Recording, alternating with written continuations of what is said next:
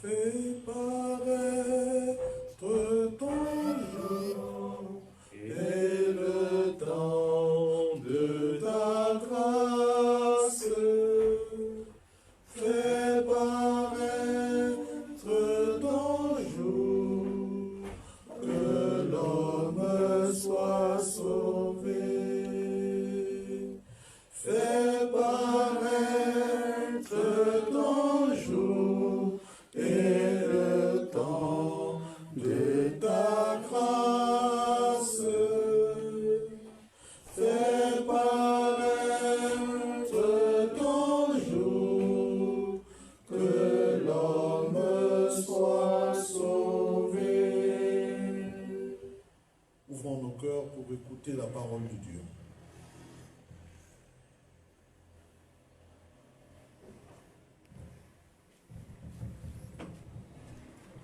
Évangile de Jésus-Christ selon saint Matthieu, au chapitre 28, versets 16 à 20. Quant aux 11 disciples, il se rendit en Galilée, à la montagne où Jésus leur avait ordonné de se rendre. Quand ils le virent, ils se prosternèrent, mais quelques-uns eurent des doutes. Jésus s'approcha d'eux et leur adressa ces paroles. Tout pouvoir m'a été donné au ciel et sur la terre. Allez donc, de toutes les nations faites des disciples, les baptisant au nom du Père, et du Fils et du Saint-Esprit, leur apprenant à garder tout ce que je vous ai prescrit. Et moi, je suis avec vous tous les jours, jusqu'à la fin des temps. Acclamons la parole de Dieu. Louange à toi, Seigneur Jésus.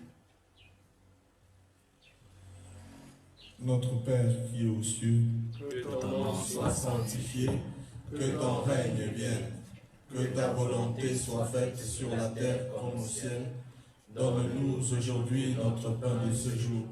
Pardonne-nous nos offenses, comme nous pardonnons aussi à ceux qui nous ont offensés, et ne nous laisse pas entrer en tentation, mais délivre-nous du mal. Je vous salue Marie, Pleine de grâce, le Seigneur est avec vous. Vous êtes bénie entre toutes les femmes, et Jésus, le fruit de vos entrailles, est béni. Sainte Marie, Mère de Dieu, priez pour nous pauvres pécheurs, maintenant et à l'heure de notre mort. Amen. Notre-Dame de la paix, Priez pour nous. Notre-Dame de la paix, Priez pour nous. Notre-Dame de la paix. Priez pour nous. Au nom du Père et du Fils et du Saint-Esprit. Amen.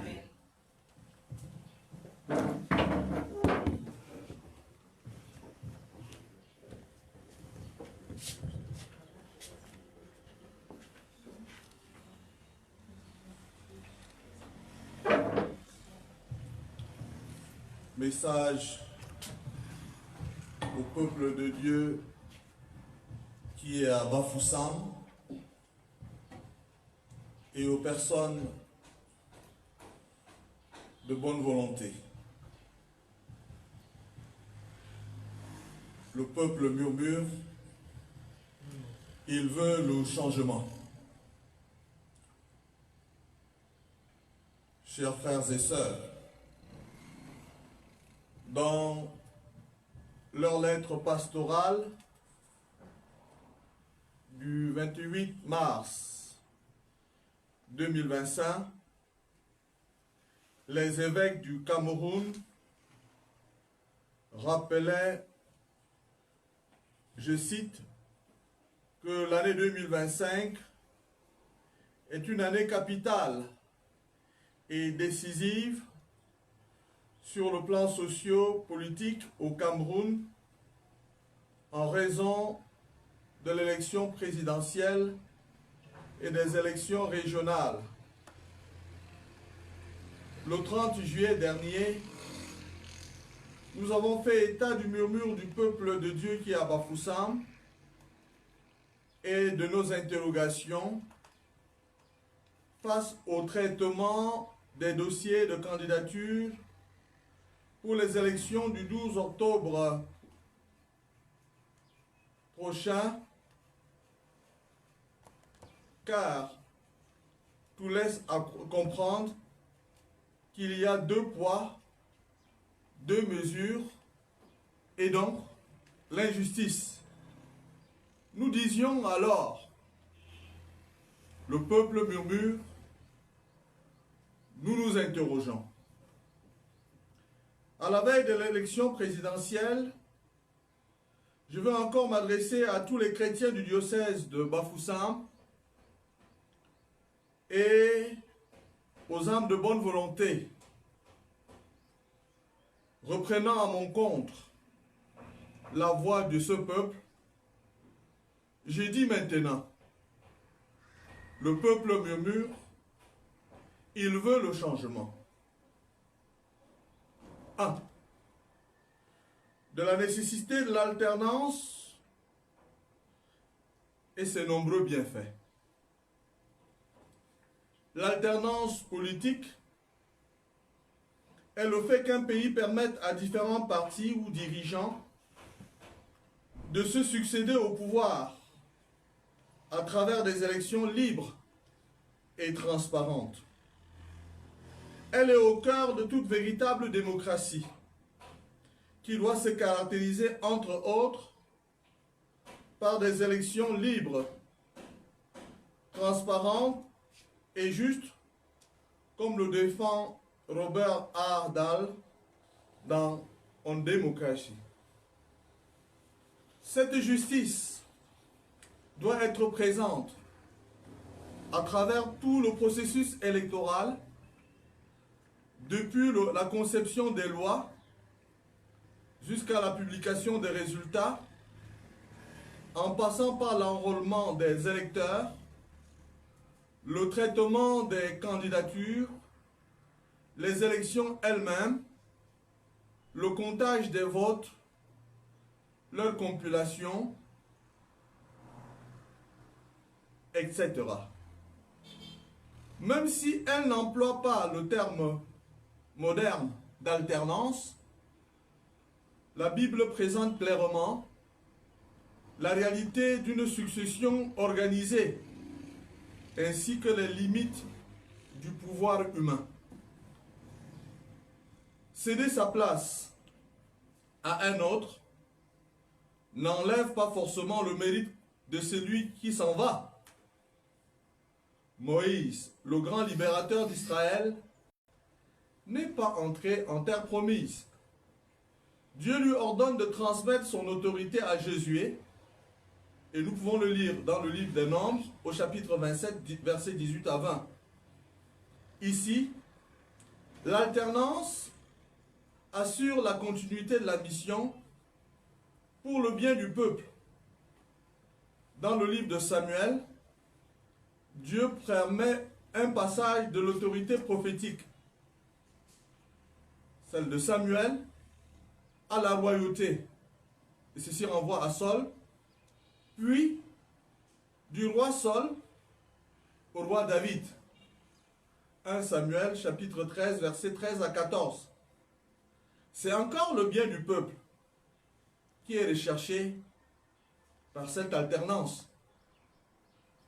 L'Ecclésiaste déclare, et je cite, « Il y a un moment pour tout, un temps pour chaque chose sous le ciel. » Ecclésiaste chapitre 3, verset 1er.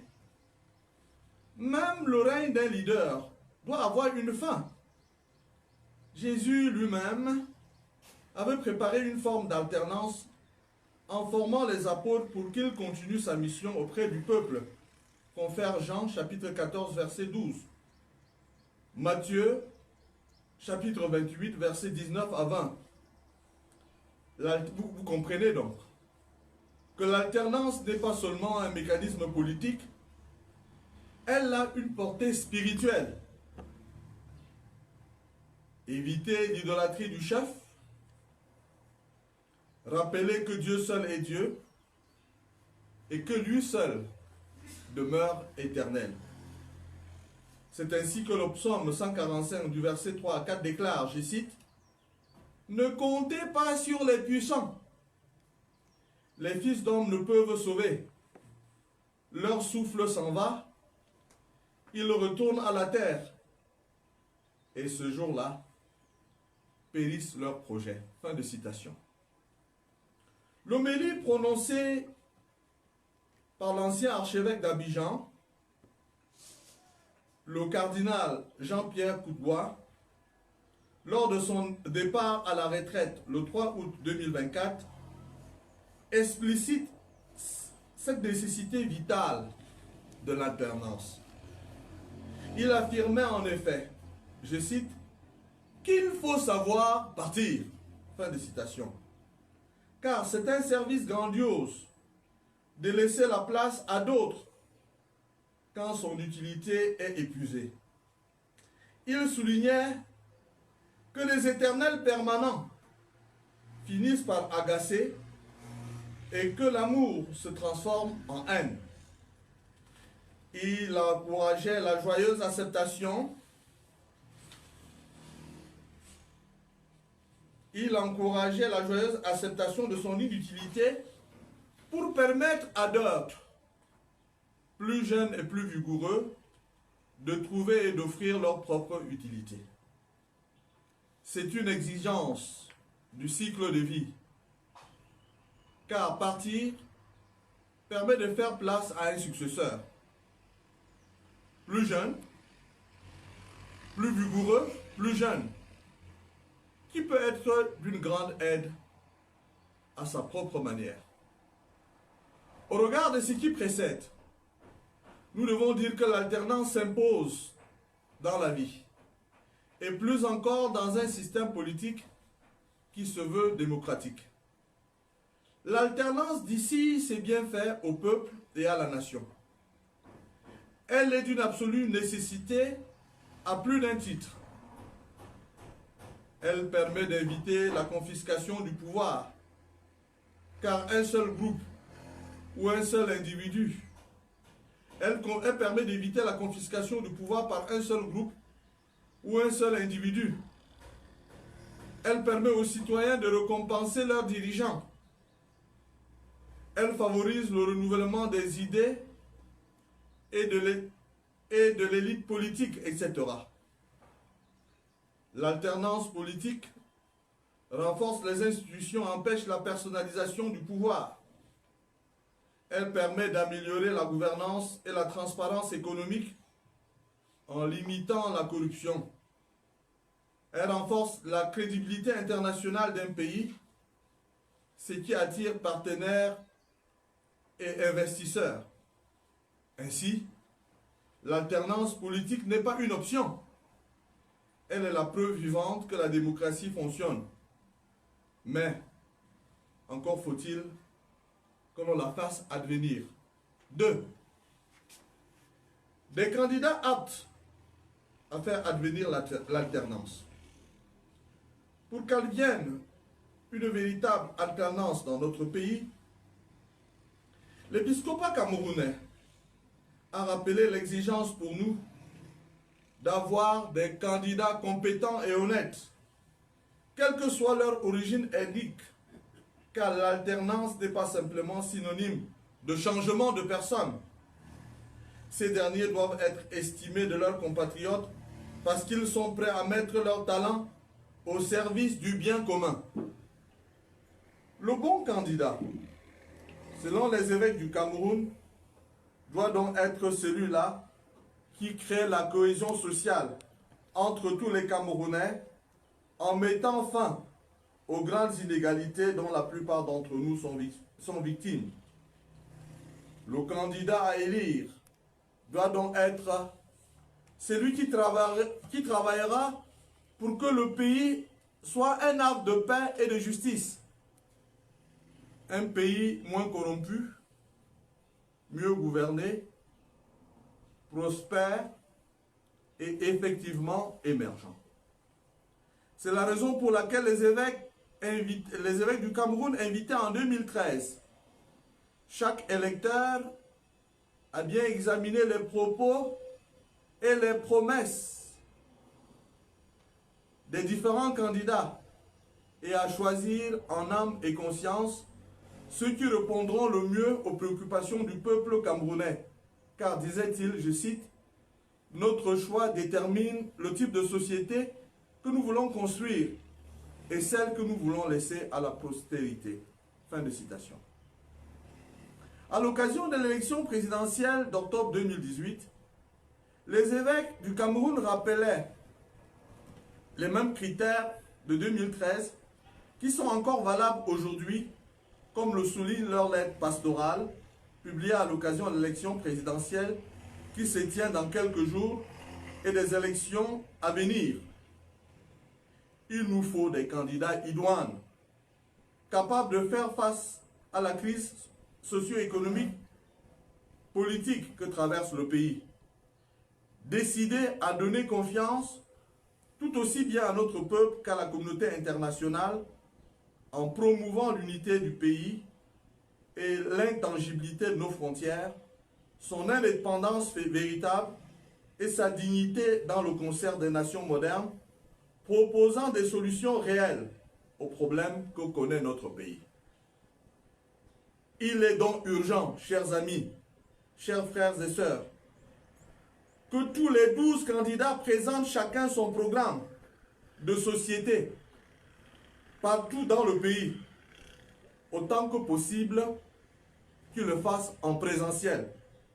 Car le peuple murmure et veut voir ceux qui prétendent le gouverner descendre sur le terrain pour toucher du doigt la réalité des Camerounais. Le peuple murmure, il veut le changement. Un débat télévisé entre les 12 candidats serait d'ailleurs un moment démocratique fort et inédit dans ce pays. Car le peuple murmure et veut voir ceux qui prétendent le gouverner. Parmi les principaux avantages d'un débat télévisé entre les candidats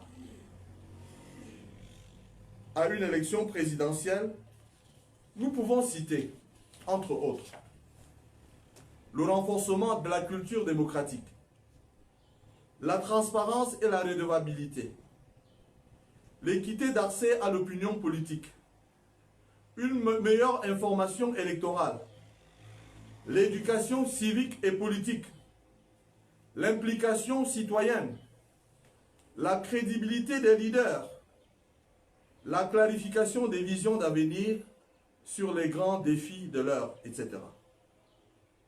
Le peuple murmure, il veut le changement. 3. De l'élection du 12 octobre 2025, le momentum de l'alternance au Cameroun. L'élection présidentielle du 12 octobre 2025 sera, si nous le voulons, le momentum, la force qui maintient le mouvement irréversible de l'avènement de l'alternance, nouveau départ pour le Cameroun. D'où la nécessité pour chaque électeur de retirer sa carte d'électeur, d'aller voter le moment venu et de surveiller son vote.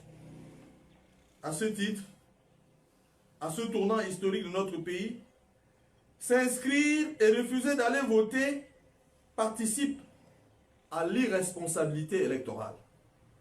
Or, voter est une manière d'aimer son pays, surtout lorsqu'il s'agit de l'élection présidentielle. Voter et laisser son vote à la merci de n'importe quel manipulateur est aussi peine perdue et irresponsable. Voilà pourquoi je redis ceci. N'allez pas seulement voter. Rassurez-vous que vous avez protégé votre vote. Encore faut-il, après avoir mis son bulletin dans l'urne, veiller à ce que son choix soit pris en compte comme tel. Ceci exige que les candidats, que les citoyens aillent jusqu'à participer, et ceci n'est pas contraire à la loi, jusqu'à participer au décompte des voix dans leur circonscription électorale respective. Il est donc nécessaire pour tous les acteurs du processus électoral de respecter la vérité des urnes, en évitant ce que nous appelons L'irresponsabilité électorale qui constitue un obstacle majeur à la paix. Tous les Camerounais, et particulièrement tous ceux qui sont impliqués dans le processus électoral dans notre pays, devront prendre la mesure des conséquences de cette irresponsabilité et promouvoir des élections qui soient facteurs d'une véritable alternance. Un regard froid et sincère jeté sur les élections au Cameroun montre que, depuis la veille des indépendances jusqu'à la dernière élection, jusqu'aux dernières élections, l'irresponsabilité électorale, sous ses différentes formes, est enracinée dans l'histoire politique de notre pays. Elle a été instrumentalisée dès les premières heures de la vie politique du Cameroun, notamment pendant l'administration coloniale, pour empêcher l'expression de la volonté populaire et surtout pour se regarder les intérêts autres que ceux des Camerounais. Le peuple murmure, il veut le changement. Exhortation conclusive. À la veille de l'échéance électorale du 12 octobre 2025, rappelons-nous que les élections constituent le moyen central d'expression de la souveraineté du peuple. À travers l'élection, le peuple se montre effectivement être la source du pouvoir et exprime la volonté de conférer la légitimité. Dieu appelle chacun à être artisan de vérité, de justice et de paix. Refusons donc toute compromission, car bâtir une société juste commence par les élections transparentes et équitables. Vous qui prenez part au processus électoral, souvenez-vous que votre premier engagement est envers Dieu. Et Dieu est vérité, justice et amour.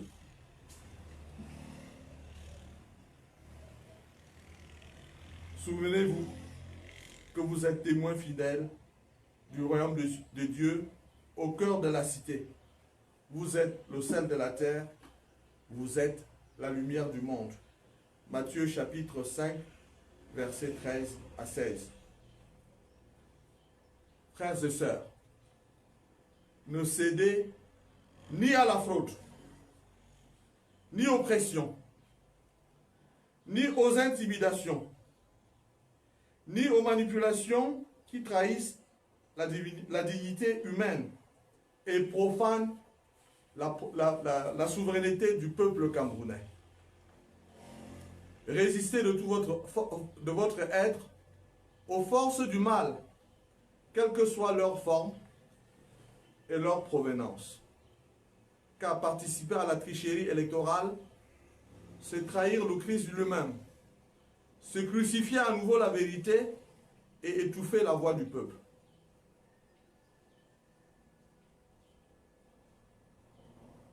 Le respect du choix du peuple n'est pas une faveur, mais un devoir sacré.